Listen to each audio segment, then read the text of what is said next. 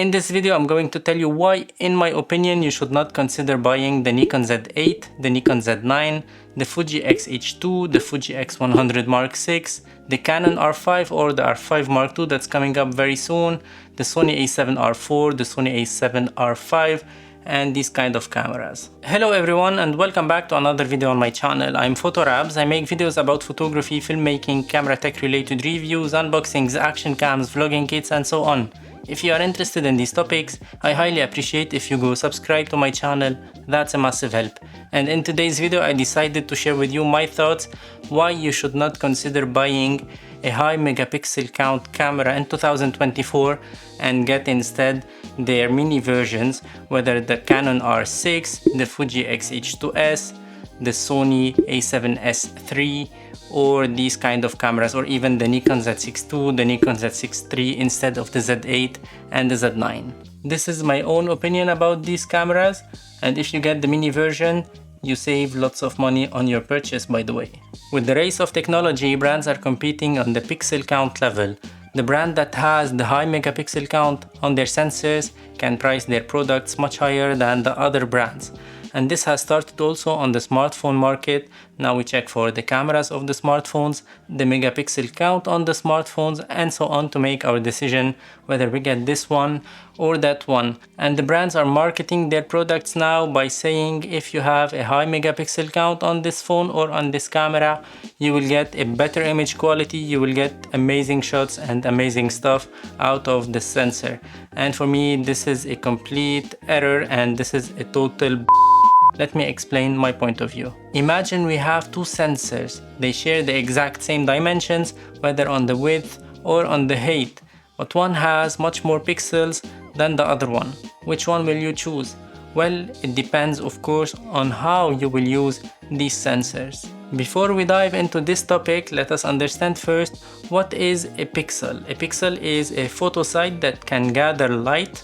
The bigger the pixel is, more light it will gather. But wait, I'm not comparing different sensor size. I'm comparing the Fuji X-H2S to the Fuji X-H2. I'm comparing the Nikon Z6 II to the Nikon Z8. I'm comparing the Canon R5 to the Canon R6. I'm comparing the Sony A7S III to the Sony A7R4. So I'm comparing exact same sensor size. I'm not comparing sensors like the Fuji, which is a crop sensor, compared to a full frame sensor. This is a different topic that I'm going to talk about maybe later on in another video on my channel. But don't get me wrong, a high megapixel count cameras are amazing. You can get great images, high-res images, you can crop in while maintaining a good image quality, and that's really amazing.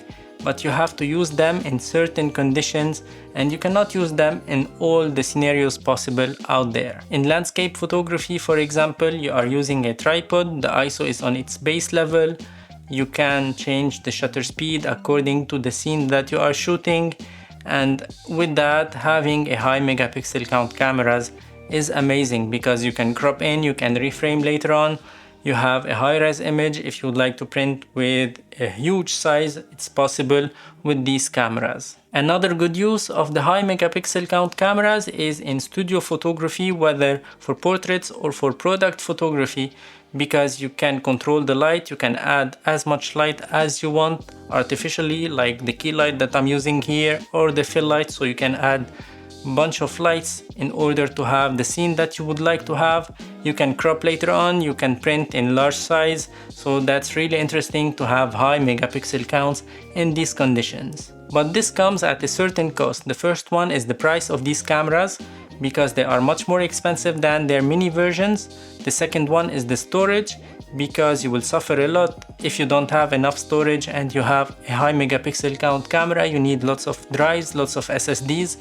And the third one is that you need a fast computer in order to process, to edit, and to retouch your photos quickly, because the higher megapixel count camera you have, the bigger the files that you will get from this camera and the slower your computer will be in processing and editing these photos.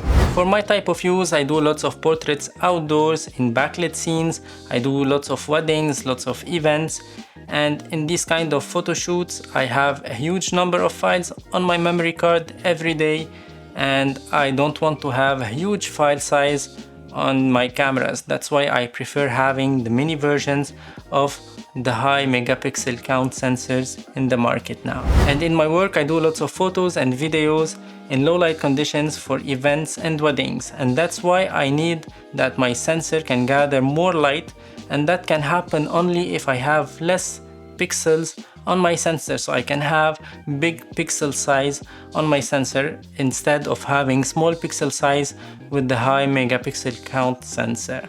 And the third reason why I like having small megapixel counts in my cameras rather than high megapixel counts is related to the price, because I always have two camera bodies on me, one for the wide angle and the other one for some telephoto or some close-up portrait shots.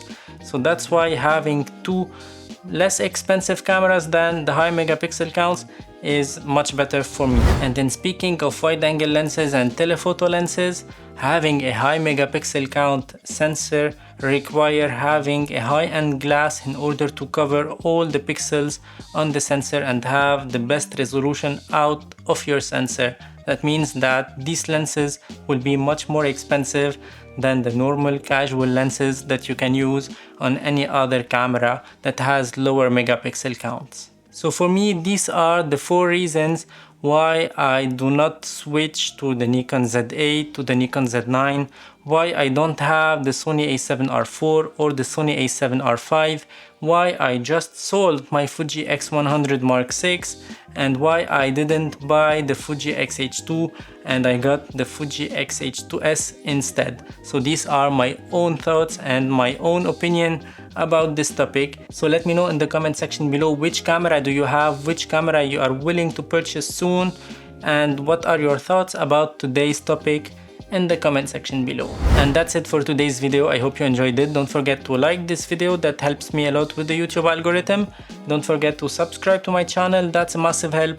And don't forget to check my affiliate links down below. If you buy your stuff via these links, you don't pay extra money, but you help my channel a lot. And thank you for watching. Ciao for now.